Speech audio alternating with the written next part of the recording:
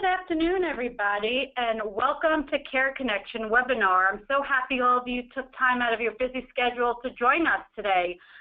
Before we get started, I do want to just go over some housekeeping. This will be in listen-only mode. So what that means is that at the end of the presentation, I encourage you to go on the right-hand side and type in your questions. It will say questions on the right-hand side. In addition, the handouts from today will be included on the right-hand side. So that includes the PowerPoint and other handouts that we've included. Again, this is in listen-only mode. Okay, and so now we're going to begin our webinar. Today we have Bobby Matcher. This is our Encore presentation from January. She's a social worker who has been in the field since the 1980s. Then for the past 5 years, she has been directing early-stage Alzheimer's programs at the Duke Family Support Program in the Duke Center for Aging in Durham, North Carolina. And today she will provide an educational overview of individuals in the early stages of Alzheimer's disease and related dementias. There will be information on symptoms, concerns, and how to maintain quality of life, as well as tips and techniques. So Bobby, if you will, please start your presentation. Thank you, Heather, and thank you all for listening today. Before I get started, I want to say that this talk or my career wouldn't be possible without tremendous learning from the 3 women named on this slide, and mostly from the hundreds of families that I've been working with who have early stage Alzheimer's and other forms of dementia. So I'm going to focus today on the items that you see here, and we'll start with talking about what early stage Alzheimer's is. Early stage Alzheimer's refers to people, irrespective of age, who are diagnosed with Alzheimer's disease or related disorders and are in the beginning stages of the disease. Sometimes the early stage is only apparent in hindsight. It may be overlooked, chalked up to getting old, or attributed to stress, depression, or other health issues. Because dementia typically progresses slowly, onset may be insidious, and it's often hard to pinpoint the exact time it began. I've heard families, when their relatives get diagnosed, say things like, well, that explains why Dad was so quiet at cousin's wedding, or something started to change about 5 years ago. At first I thought my wife was having an affair, or he was being so irresponsible with money that I was ready to divorce him. Or a common one, at least down here in the South, is Mama just hasn't seemed herself for a few years. There are a lot of reasons why I'd like to encourage a diagnosis at an early stage. There are a number of benefits. For a person who's having problems with their memory, getting an early diagnosis will give them access to treatments sooner, such as medication, and most importantly, they can make lifestyle changes sooner, which may help to slow the progression of their illness. And an early diagnosis will also open more doors to clinical trials, which a person with memory disorders may benefit from. And most importantly, an early diagnosis will allow a person with a memory problem to be involved in planning for the future. You as the care partner and your family member with dementia will have an opportunity to make decisions about your future together, including legal, financial, and long-term care planning. And an early diagnosis also will let the whole family benefit from local resources and services and supports. Being able to take advantage of services and support groups can greatly reduce anxiety about the unknown and lead to better outcomes for everyone involved.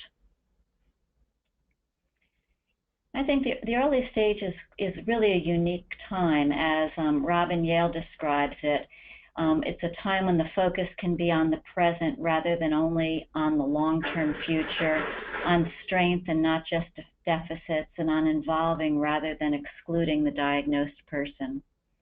I think when people think about Alzheimer's disease, we focus mostly on the long-term course of the disease. But early on, people with mild memory problems have many, many remaining capabilities, even though there can be significant challenges. And unfortunately, people with early-stage Alzheimer's often become isolated and stigmatized, even though they can be quite healthy and functional for a number of years. But the ability to function and have all of these remaining capabilities is quite different from Alzheimer's disease in the later stages. Some of the common symptoms in the early stages. Memory loss is the most common symptom. As many of you may have noticed, people are more forgetful about recent events and may have an especially hard time remembering newly learned information. People in the early stage often have difficulty expressing and organizing their thoughts, and I'm going to talk about that a bit more later. Repeating things is a common symptom. It's also one that seems to be particularly frustrating for care partners. And I'm using the word care partners today rather than the word caregiver, because I think in the early stages of memory loss, it's more of a partnership rather than being a caregiver, because you're really partnering in this new journey. So I'm using the word care partner. I'm also assuming that many of you or most of you in the audience are in fact caregivers. Caregivers, care partners.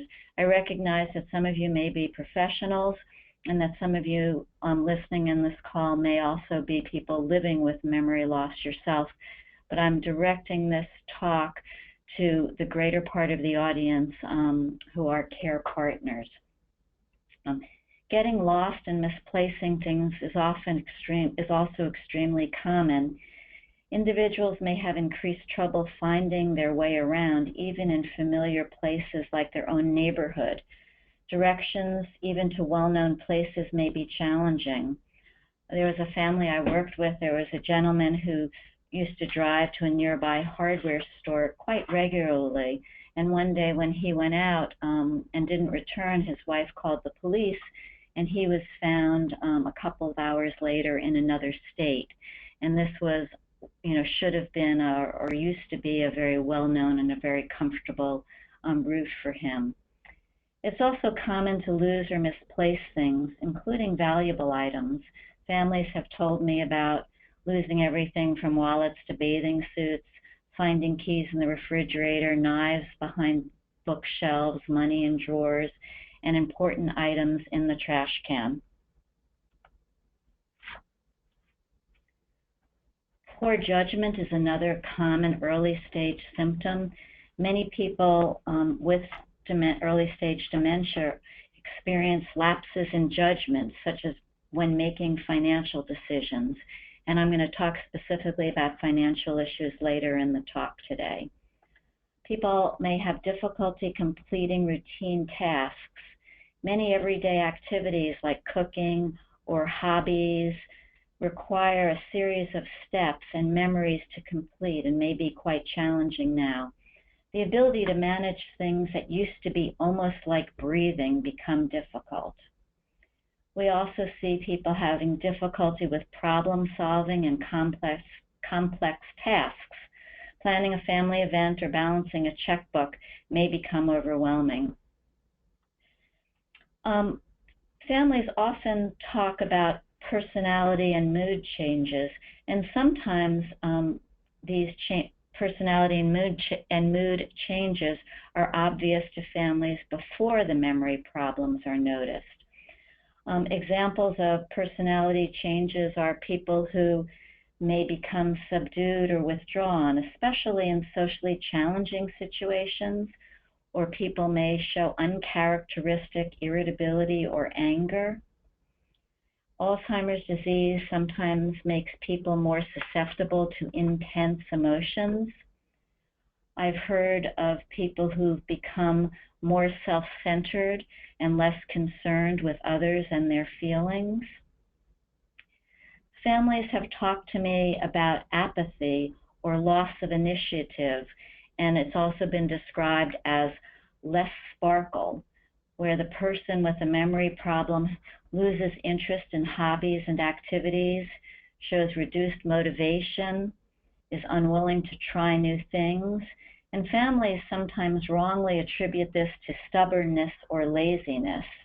But apathy is found commonly. Reports estimates range in reports from 50 to 80% of people with dementia will experience some degree of apathy, whereas apathy is common in only a small percentage of the general population. Depression and anxiety are also very common in the early stages, and depression is often mistaken for dementia, and dementia is sometimes mistaken for depression early on. Anosognosia is my new favorite word. It comes from the Greek. Loosely translated, it means without knowledge of disease. So people with a memory problem don't see themselves as having a problem. It's different from denial. There are actual changes in the brain cells which lead to a lack of self-awareness. And so when a person with a memory problem looks in the mirror, they see themselves as a younger, healthier self. And estimates range to up to about 80% of people with memory problems have some form of anosognosia. And what makes anosognosia particularly difficult is that it's hard to help someone if they don't recognize that they need help. And for family members find it's very difficult to be a caregiver when they're trying to help someone who insists that they have no need for help. I'm going to talk now about disclosure. It seems like that's a big issue for families in the early stages, wanting to know why they should tell anyone, who they should tell, how to tell, what to tell, and wondering how people will respond. And much of the information I'm going to share with you about disclosure comes from Lisa Snyder, who wrote extensively and worked extensively with people living with early stage Alzheimer's disease, and is the author of Living Your Best with Early Stage Alzheimer's. The first step in talking about a diagnosis is coming to terms with it yourself. And the process of acceptance, both for the person with dementia and their care partner, can be difficult and gradual. Understanding and accepting an Alzheimer's diagnosis is a process. And what I failed to mention early on is that I'm using the word Alzheimer's, and when I say Alzheimer's, I mean Alzheimer's and related dementias, because Alzheimer's is the most common form and the most common cause of dementia. I'm going to use Alzheimer's exclusively, but what I'm talking about today also applies to people with FTD, with Lewy body, with a number of different causes of dementia.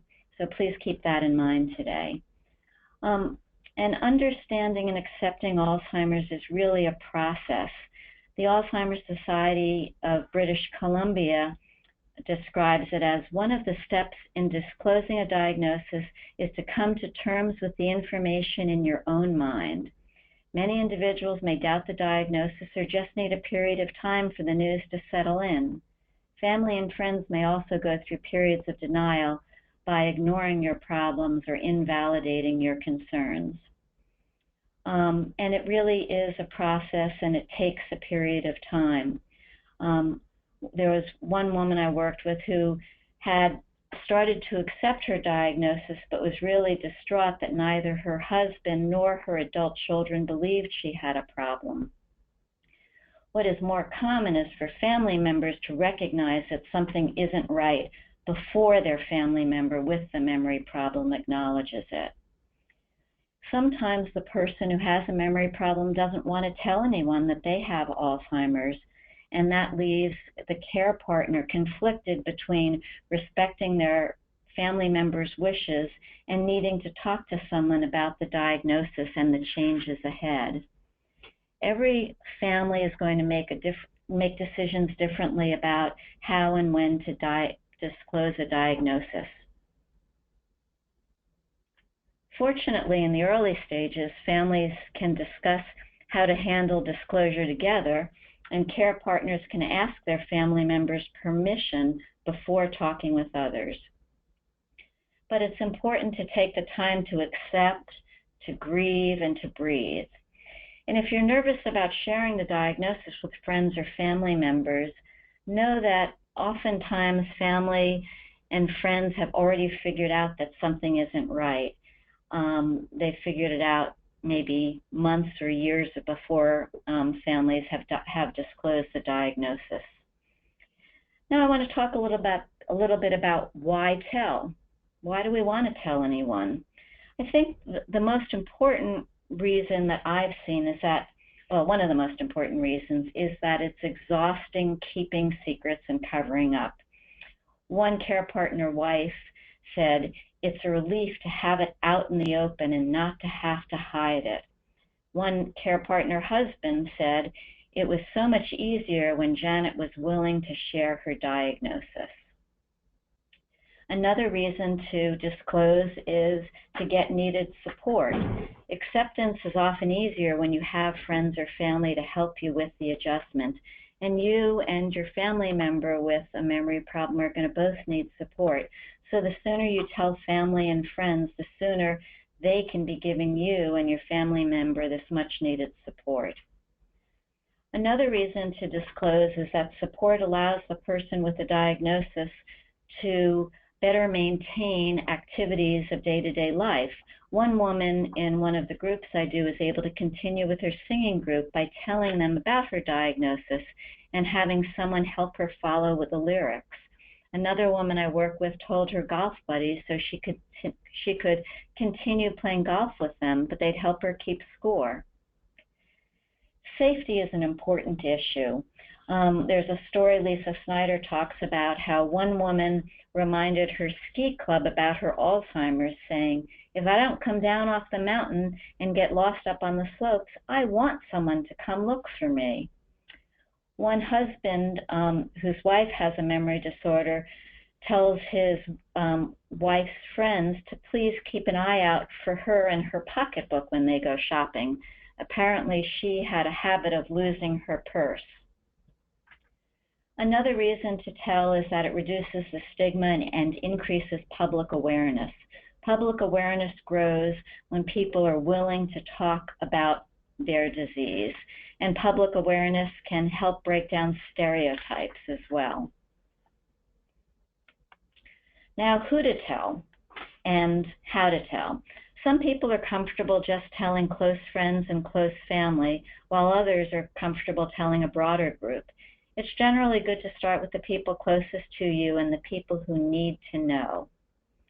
How to tell, that again is going to vary from family to family. I encourage families that they don't need to tell everything in one sitting. It's okay to go slow. Some families have written a letter to avoid having to tell the story multiple times, and so that everybody gets the same information. What to tell and how will people respond? It's important to emphasize that Alzheimer's is a chronic disability. The Alzheimer's Foundation website says, "Be sure to explain that Alzheimer's disease is a medical condition and not a psychological or emotional disorder or a contagious virus." Explain the disease, the common symptoms, and its effects. Learning about Alzheimer's will help people feel more comfortable around you and your family member. How people will respond. We can't predict how friends and family are going to respond to the news. Some families report that disclosure has gone very smoothly. Other families have reported that it hasn't gone so well. Lisa Snyder talks about a man who laughs as he described the caring but overprotective response of others on a small cruise ship when he told them he had Alzheimer's. He said, "They wouldn't let me out of their sight. I couldn't even go to the bathroom without someone trailing after me." Another woman who disclosed at age 60, but could be true of any age, said, "I've told my friends about Alzheimer's. They were very quiet. They didn't know what to say. I didn't know what to say. They listen, but I don't expect them to respond any more than I could have responded 2 years before this happened to me." In terms of disclosure not going smoothly, some of the things that I have heard from families are that the people they disclose to have trouble handling the diagnosis. Some people may feel uncomfortable around the person with a memory problem. Some families and friends may drift out of your life. You may get unwanted advice. People may tell others who you wouldn't choose to disclose to. Sometimes family or friends become patronizing, and sometimes family and friends will distance themselves.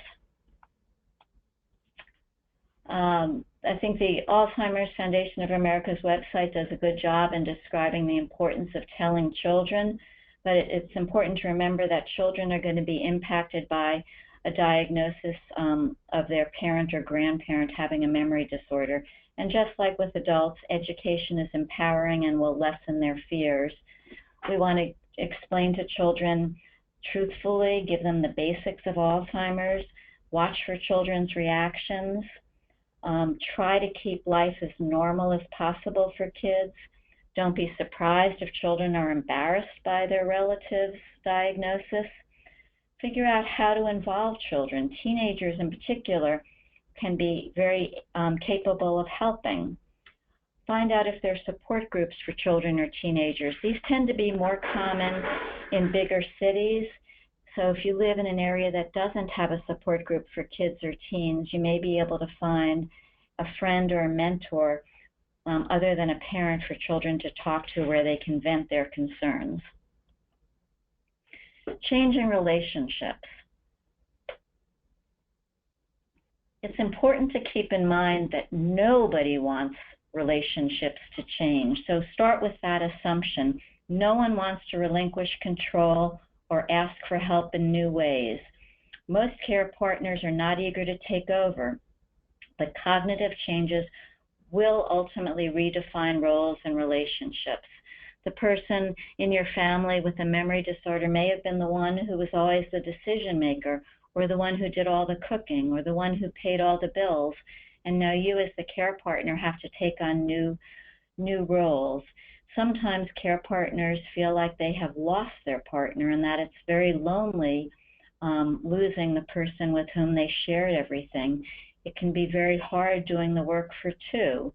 Making decisions on your own may feel overwhelming, and care partners may not feel prepared for these new roles and responsibilities. When an adult child has to start caring for a parent, it's a role reversal of their lifelong roles, and it's generally one that no one likes. There's a memoir by George Hodgman who described his journey caring for his mother after her diagnosis. And he said in his memoir, "My mother should not live alone now, but vetoes all conventional alternatives. I try to pretend I'm in control. It's my time to play grown-up, and I don't want the part." He also described his mother this way: "She sits beside me all day. She always wants me near. A real change from the woman who is always shooing me away, off to camp or college, or the next phase, off to be independent." So I think that what this is saying is that it's really difficult whether you're an adult child, a spouse, a friend, or another family member. Role changes are very, very difficult, but they are inevitable. And it's really part of the new normal that families eventually come to accept. But accepting doesn't mean liking. In talking about role changes and changing relationships, one care partner said that it wasn't my fault and it wasn't his fault. Railing against it just didn't work. Another care partner said it's a new reality and we're always adjusting.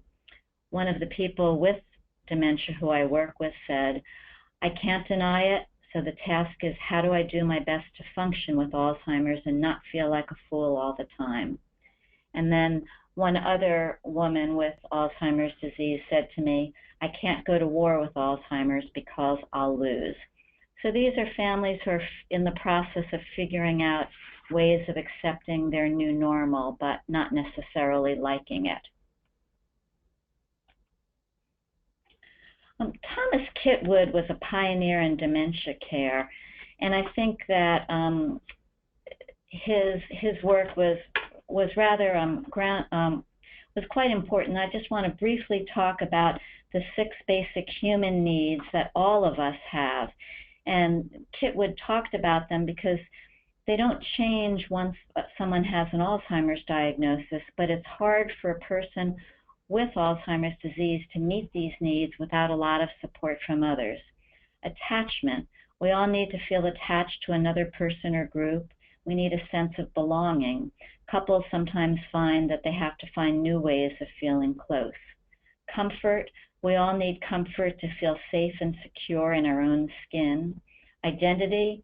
That's gratification from knowing what we've done with our lives.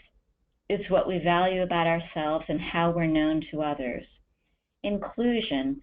We want to feel a part of something, to belong to a group, to be a member, to not feel left out. One man with dementia who I work with still has his bowling league. One woman with early stage Alzheimer's has difficulty reading but continues to go to her book group to enjoy the camaraderie of the other women and still feel part of a group. Occupation. We want to be occupied. It doesn't mean having a job, but it means having something meaningful to do. And this can be especially tricky for people with Alzheimer's disease. And then finally, the need for love. The need for love does not disappear with a diagnosis of dementia. Communication. Alzheimer's gradually impacts communication for both you and for your family member with the diagnosis. And the communication challenges are going to be unique to each family and to each person. And in the early stages, communication may not seem very different. But one of the social workers here at Duke described communication this way: I speak French and you speak Spanish, but we live in an English-speaking world. Some of the communication challenges that you may be seeing are repeating, and some people have trouble finding the right words. Other people may use the wrong words. Some people have difficulty concentrating. People may need more time. Some lose their train of thought. Some people talk less. And talking less may be because they're afraid of making a mistake and embarrassing themselves. So ways that you can help is to be patient and comforting. Pay attention, make sure your family member knows you're interested. Don't interrupt. Encourage them to explain what they're thinking, but mostly let them know that it's okay if they're having trouble. Be respectful. Don't talk about your family member in the third person as if they're not in the room. Repeat as necessary. If your family member asks the same question several times, just answer. Erase phrases from your vocabulary like, don't you remember? Avoid distraction. It can be harder to communicate if the environment is busy, so you may need to keep conversation in a quiet area, keep the TV off. Visual cues sometimes help. Pointing to 2 different choices may be easier than asking somebody what they want. Talk to your family member about guessing and filling in. Find out if they want you to help them to do this. Sometimes people do, and other people really just want to take the time to figure it out themselves. Avoid criticizing, correcting, and arguing. If the person says something you don't agree with, don't argue. Arguing only makes things worse. The only caveat here is if it's a safety issue. Keep your sense of humor. Safety is a biggie, and it's important to talk about safety issues before there's a problem, and you're going to need to talk about safety continuously with your family member with a diagnosis, with your other family members, with the medical team, and with your support network. It can be hard to tell when things aren't going well because there's no clear line when something becomes unsafe, but it's also unlikely that someone is going to go from doing everything right to doing something catastrophic. Chris Herfkins is a neuropsychologist here in Durham, and she's taught me a lot about safety. And one of the things that Chris talks about is how if safety issues are tricky in the early stage because judgment can be impaired. So we see people giving money away sometimes or opening the door to someone who shouldn't be left in. People in the early stage may have trouble with time, so taking medications can be challenging or leaving the stove on. Visual and spatial relations can be impaired, so a hobby of woodworking that involves using a table saw is probably not going to be safe anymore. The topic of driving and dementia could take up an entire webinar, and I agreed that I wasn't going to be talking about driving today, but the topic is really important and one of the most upsetting issues families face during the early stage, so I'd be remiss to not mention it all. A couple of points I want to make is that studies have shown that drivers with dementia have a greater risk of being involved in a crash compared to age-matched controls, and that people living with Alzheimer's disease tend to overestimate their driving abilities. However, there's no bright line that says now is the time to stop driving. So it's a topic to continually keep an eye on. This is a brochure that I think is very helpful. At the Crossroads, it can be downloaded for free online from the Hartford. It includes the warning signs of unsafe driving, and it helps families cope with retiring from driving. In terms of safety, there really aren't any easy answers. There's no way to predict everything. One of the things that makes safety so hard for families is that people with early stage memory loss may have a really good social facade, so it's really easy to ignore safety issues. All of us have different levels of risk acceptance. That is, how comfortable we are with taking risks. Within a family, there can be different ideas about what's an acceptable level of risk. And so families face a balancing act between respecting the family member's autonomy and keeping them safe from some of the consequences of that autonomy. Basically, I think that if the risk is small, let it go. Like maybe it's okay for your family member to take a walk alone in the neighborhood, but if it's a big risk, go in favor of being more careful. For example, driving is a high-risk behavior, so that requires great consideration. And before I move on to the next slide, I want to read you a brief section of an article from the New York Times. She's a 90-year-old widow with mild Alzheimer's disease, and her son is begging her, for safety's sake, to give up something she thinks is essential for her independence and control. "You can't take it away from me," she told him recently. "It's all I've got." This may sound like a classic confrontation with an elderly mother who won't give up her car, but it's in fact a loaded .38 caliber handgun that she keeps wrapped in a scarf in her top dresser drawer in a Southern California retirement community. She says she needs it for protection. Her son is afraid that she'll get angry or confused and shoot someone. So, weapons. The bottom line is that guns and Alzheimer's don't go together. The safest action is to get rid of guns, and I strongly encourage all of you to get rid of guns in your home. If you don't know how to get rid of them, some ways are you can store them at a neighbor's house, give them to a family member, you can sell them, you can take them to the police department to be destroyed, but you want to get guns out of the house before there's something catastrophic. And changes in judgment, anxiety, and confusion can make it unsafe for a gun to be in the house. Medication issues are another safety issue that many families face early on in their journey with dementia. Some of the issues have to do with which medicines to take, the right dosage, and at what times to take it. And those are things that are difficult for all of us, but they're common mistakes made in early stage Alzheimer's disease. I encourage families to get rid of old medications, sort of, clear the decks, get rid of things so that there's no confusion. Keep out of over-the-counter medications out of sight. There are often problems with people overtaking non-recommended over-the-counter meds, so things like laxative, cold remedies. You want to keep those out of sight. Sometimes people are reluctant or resistant taking medications, and oftentimes families need to help their person with dementia with medication management, helping them organize and dispensing medication, giving medication reminders. Ultimately, family members will need to intervene with medication management. Everyone is unique, so what works for one family may not work for another.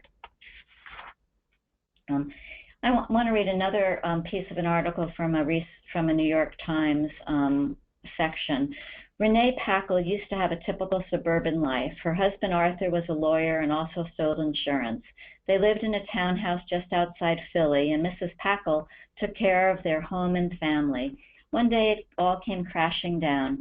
The Homeowners Association called asking for their fees. To Mrs. Packle's surprise, her husband had simply stopped paying them. Then she learned he had stopped writing checks to his creditors. It turned out Mr. Packle was developing Alzheimer's and had forgotten how to handle money. When she tried to pay their bills, Mrs. Packle, who enlisted the help of a forensic accountant, couldn't find most of the couple's money. It just disappeared, she said. What happened to the Packles is all too common. Alzheimer's experts say, new research shows that one of the first signs of impending dementia is an inability to understand money and credit, contracts, and agreements. So I've worked with a lot of families who have lost significant amounts of money because of poor judgment on the part of someone with early stage Alzheimer's. And sometimes money is the first sign a family sees. People with dementia are at great risk of being taken advantage of financially. I'm sure many of you have heard of a number of the frauds out there that face people, older adults, and particularly older adults with dementia. There are the grandparent scams, contractor scams, letter writing scams. There are just a lot of different frauds, so you really need to keep a tab of money issues, and at some point care partners are going to need to take over managing money. And taking away a spouse or a parent's checkbook can be as difficult as taking away their car keys. One care partner said that when she took away her mother's checkbook, that she hated me and that she hated becoming the enemy. When can a person with dementia be safe home alone and when not?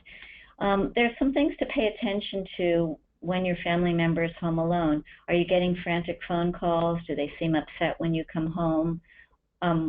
What are they doing when you get home? So sometimes you need to respond to sort of a gut feeling about when somebody is safe home alone.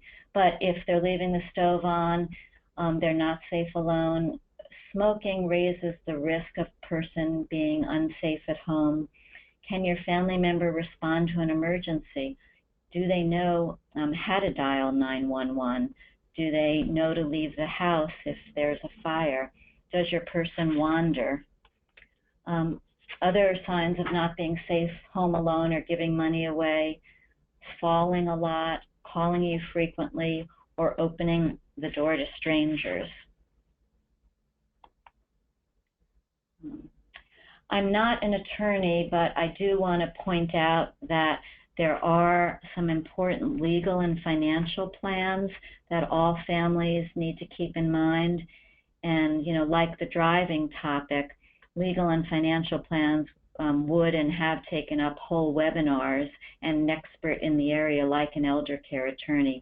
But keep in mind that important decision decisions in this area are best made when the person with the memory disorder is in the early stage and able to fully participate in the decision making.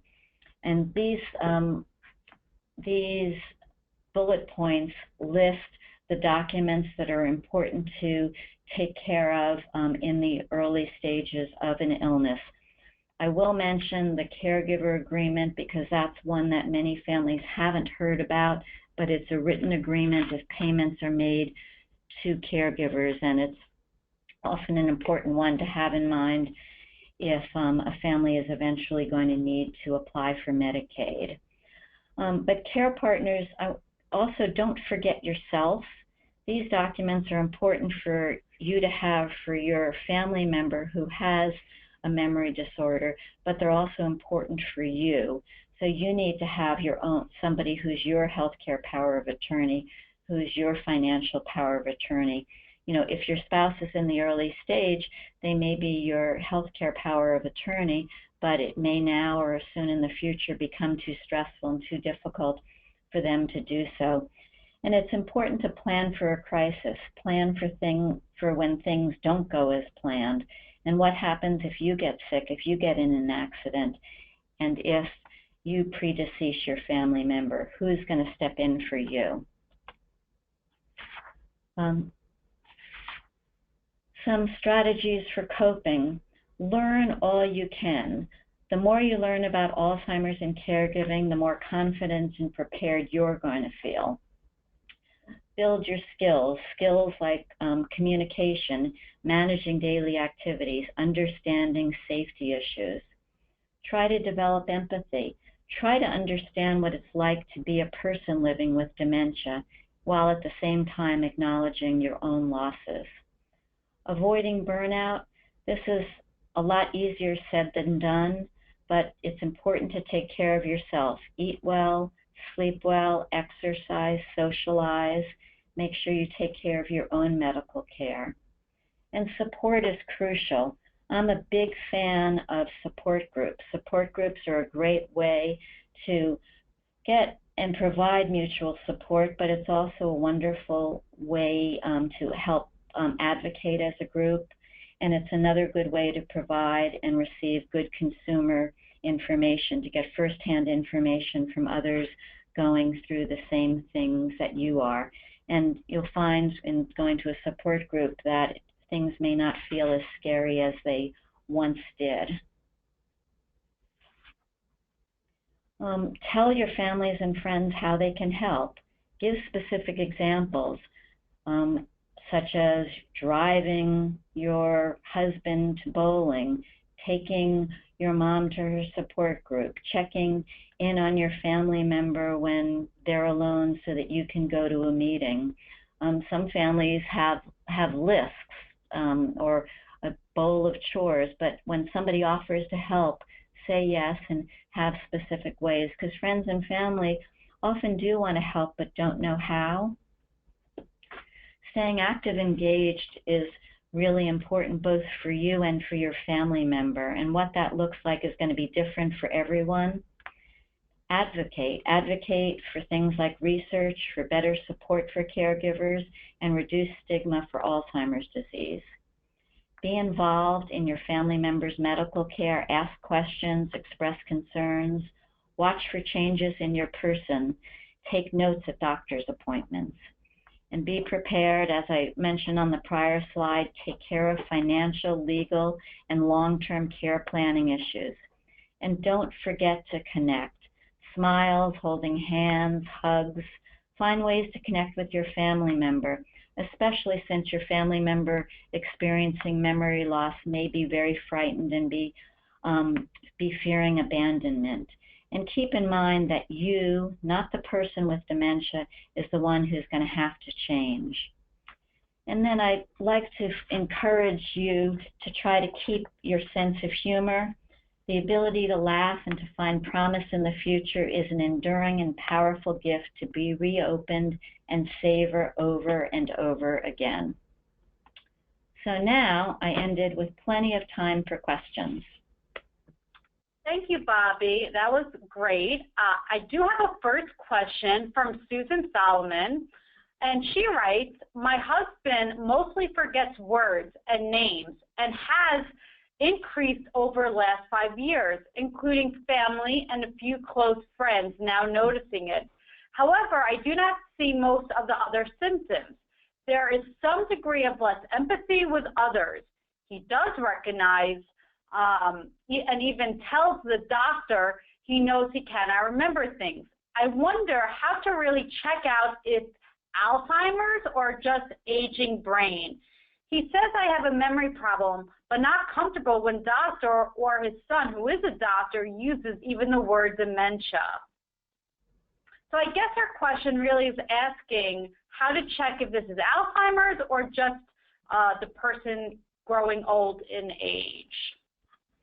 Well, there is a difference between memory problems that we all have as we get older, but there are differences. I think, not recognizing, not remembering, close friends or close relatives' names would be something of concern.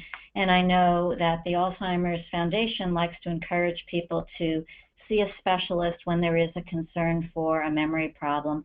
So a neurologist is the kind of person who can make a clear diagnosis and let you and your family know if this is just normal aging or if this is something that, should be a cause of concern, and, what you can do to, hopefully slow the progression and to, keep the quality of life going.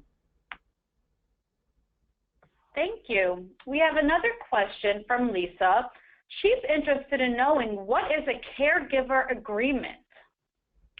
Well, again, I'm not an elder law attorney, but there is something that I've only learned about in the last couple of years through elder law attorneys. It's a written document between between a family and somebody that they hire and pay to take care of a person with dementia. And it's important apparently to have records, and it can have something to do with becoming eligible for Medicaid down the road. So I would consult with an elder law attorney about that. Thank you. Thank you for that. And with that, do you think the individuals could also maybe call the local area agencies on aging to see if they have local legal departments that might be help with that as well?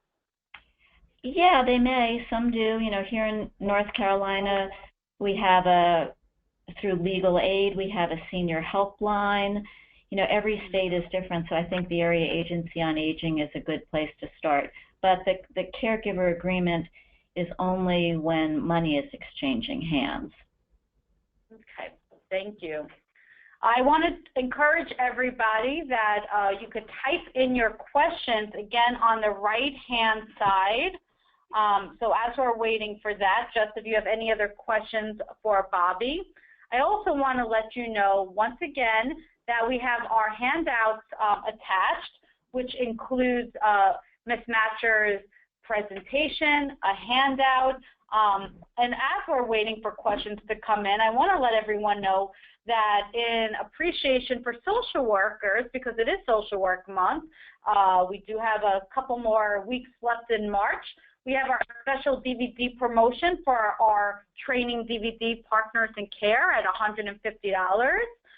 So I encourage all of you, if you are social workers, that's something that you could utilize for education. We do also have really other great programs coming up. We have our AFA 15th anniversary Educating America tour coming up. March 27th, we will be at the West Palm Beach, Florida, and Hilton, in the Hilton at West Palm Beach. And coming up in May, we will be having it in New York, and there are other areas that we will be visiting as well. And to learn more about our tour, you can certainly visit our website at www.alzfdn.org.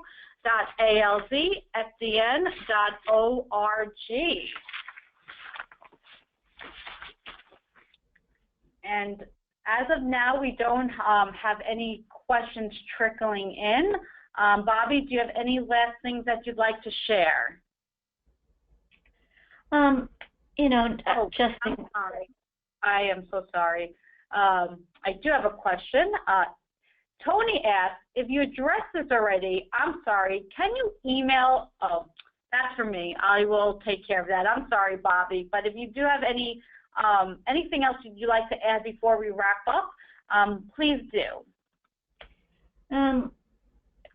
No, I think that, in the early stage, that really the goal is to continue to enjoy a quality of life. There are many retained capacities, and to, keep your family member as engaged socially and cognitively as possible.